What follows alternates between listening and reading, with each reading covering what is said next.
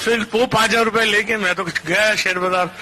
Papa mummy के साथ रहता था, शादी हुई नहीं थी, घर का खर्चा पापा मम्मी चलाते थे।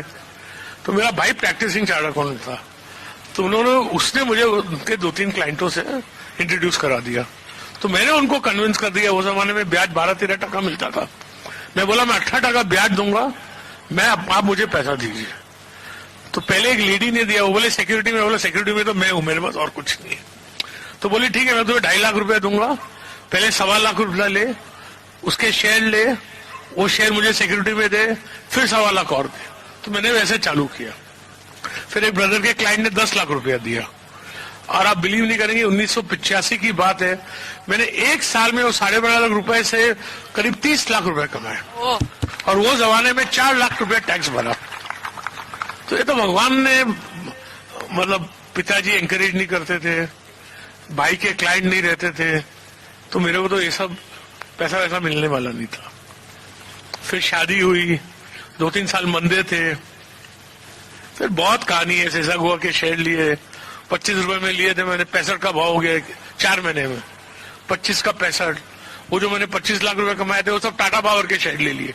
वो लिए थे 150 में, उनका भाव हो गया 1000। तो 2-4 करोड़ रुपए, 2-3 करोड़ रुपए हो गए।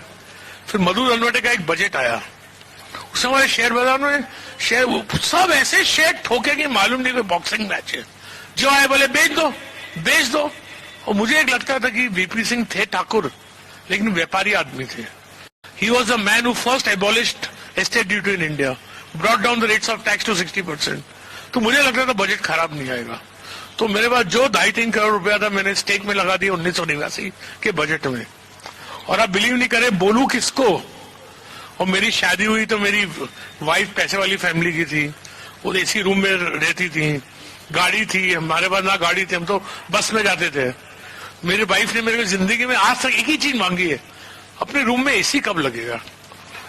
उस दिन समझिए जब बजट शाम को आता था, बाजार 6 से 9 रहता था, तो 6 बजे मेरी नेटवर्थ 3 करोड़ थी और 9 बजे मेरी नेटवर्थ 20 करोड़ थी।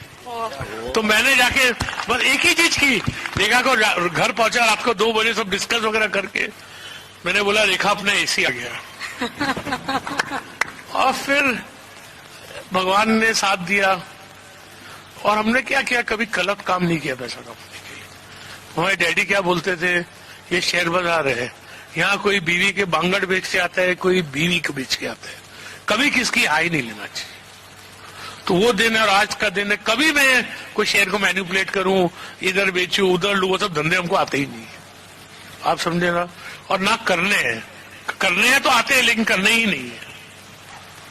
तो भगवान ने आज भगवान के बहुत शुक्र, क्या बोल सकते हैं कि I have far lesser wealth than people think, but far far far far far more than I need, because wealth also has a purpose.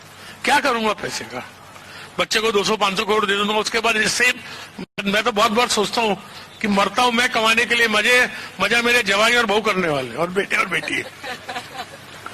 आप समझे ना। तो खुश हूं, करता वो हूं जो मैं चाहता हूं। The wealth allows me to do what I want and I live life by my terms, and whatever success I have had, I think patience, hard work, taking defeat with a smile.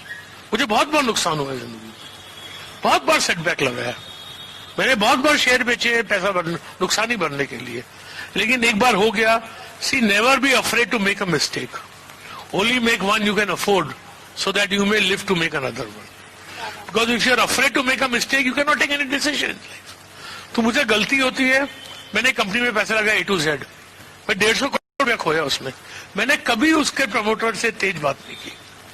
मैंने बोला मैंने उसको परखने में गलती की। अपने decision के लिए अपने आप को ब्लेम करो, उससे सीखो और भूलो उसको। क्या बात है।